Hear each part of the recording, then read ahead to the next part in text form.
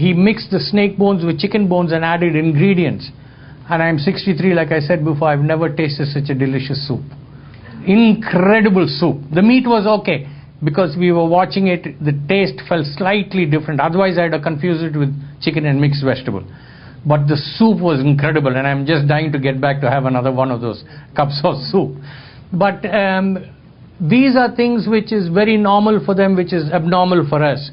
Like in Korea, you go and they are really, if they feel you're an honored guest, they will make you puppy dog for dinner.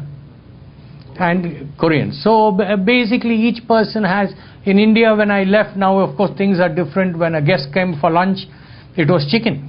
Or for dinner, it was chicken. Fish was also there. But here now, when I first came to America in '82, I felt like I was a king. Every nook and corner had Kentucky Fried Chicken and this chicken and that chicken, and it was chicken all the time. And one day I got fed up and I said, okay, to heck with this, I want some beef, and I went and had a steak. But when the bill came, I nearly had a heart attack, because here at that time beef steak was supposed to be the costly thing. So each country has its own, pros and cons, etc., etc. Now, where Bodhidharma is concerned, next year I am from the Asian Arts and Cultural Council. We are planning a trip to go from basically a place called Kanchipuram in South India. Now basically this is the state. It's like a province in China. It's called Tamil Nadu. That means the land of the Tamils. This is a bigger intensive map of Tamil Nadu. Around here there is a place called Kanchipuram, which is a very, very sacred place for the Hindus. Originally Buddhism, when it started, caught on very fast, because first the Buddha was against the caste system of the Brahmin, Kshatriya, Sudras and Vaishyas. So the undertrodden were taking on more into Buddhism, because they felt in Buddhism there was equality. And then Buddha, when he preached, most of the time he preached in Pali, which is the common language of the people, not in Sanskrit, which was the sophisticated language. In the time of Bodhidharma's father, I could deduce this Tamil Nadu, Kerala, Calcutta, Mysore and Andhra Pradesh. These four states were all one area, one complete area. So I have been trying to get friends of mine from historical records to drop into this area to find out if there was any chieftain. I'm not even saying king, because they were all little places, and each place that had about 500 people, there was a king. Whether there was a king who had 3 sons, and I'm finding it virtually impossible to get. His name, when he was first, before he was ordained, was Bodhithara. And he had 2 elder brothers, and then when he became ordained by this monk Prajnatara, he became Bodhidharma. And Prajnatara had said that after a few years he should go to China to propagate Buddhism there. So my connection is, in 2 or 3 of the historical records of China, it is said that he took about 3 years to travel from India to China. And I said, even with sails and men rowing, it doesn't take you 3 years. Then again the deduction comes is, did it touch Sri Lanka? In my opinion, it would have, to get resupplied. Then did it touch Thailand? Did it touch Vietnam, etc., where there is strong Buddhist influences, before it landed in China? If what my deductions are correct, then it would have taken him 3 years to get there. There is another myth that says that when he landed in China, he was 150 years old, which even though there are people who have lived that long, but I don't think it was true in his case, because there is a Swamiji here who's very fiery. He still teaches yoga at the temple in Flushing, and he's, from what we can authenticate, is about 114 years old. He's a bit slow, but once he gets a hold of who you are, he'll start shouting and screaming, and that's not a man you talk back to. That is too old.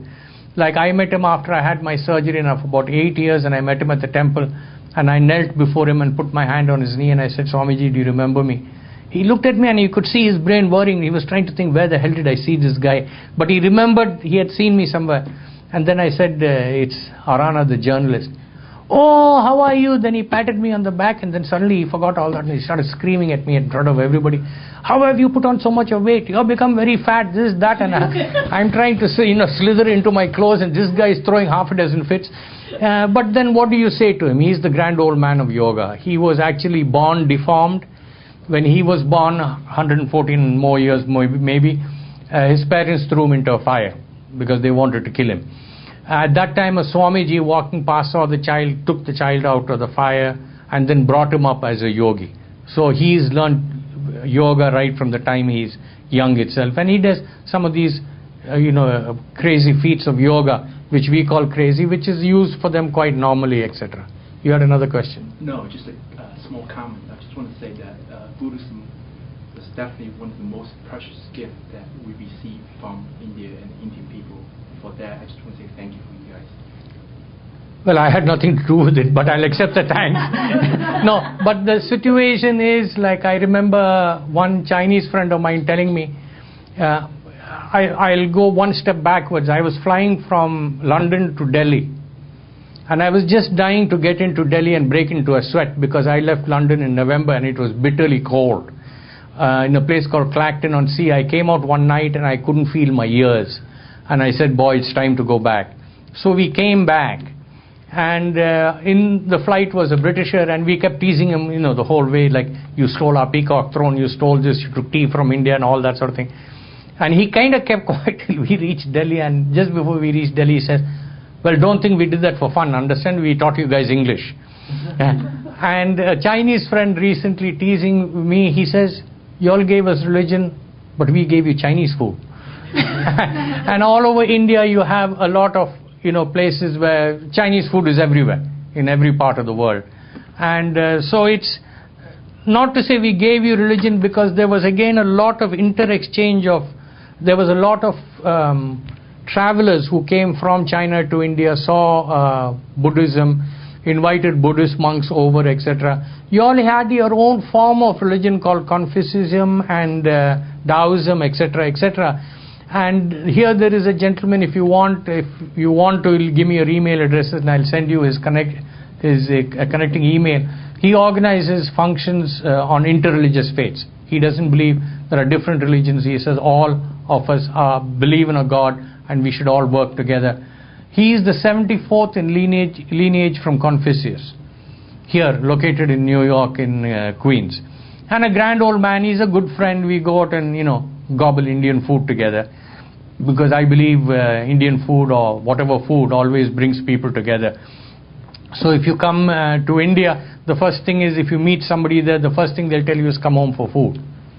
And it's insulting if you say no. And even if you go by accident during mealtime, automatically you have to sit down and eat something. While here in America it's considered suspicious, especially if I invite a young lady, I say come home to eat. Forget it, there is, like, what is he going to do after that? Why does he want me to come for food? So it's different ways of accepting different things. But I don't think we gave you all religion. You all had your own forms of religion before. Even though I thank you for thanking me, I will pass it on wherever I go in future. But it's a question where now Mahayana Buddhism went to China and became Chan Buddhism. And then in the 12th century it went via Korea into Japan and it became Zen Buddhism. And even now Zen Buddhism, it has become a bifurcation of Zen Buddhism. Most of it in India and China has died out, because the Hindus don't, in my opinion, want Buddhism to crop up again. Though the Japanese are spending tons of money in Nalanda University and other Buddhist places to rebuild that. The government is accepting it because, one, it is good for tourism and it pulls in money, because you'll get more Buddhists coming out there. But when I went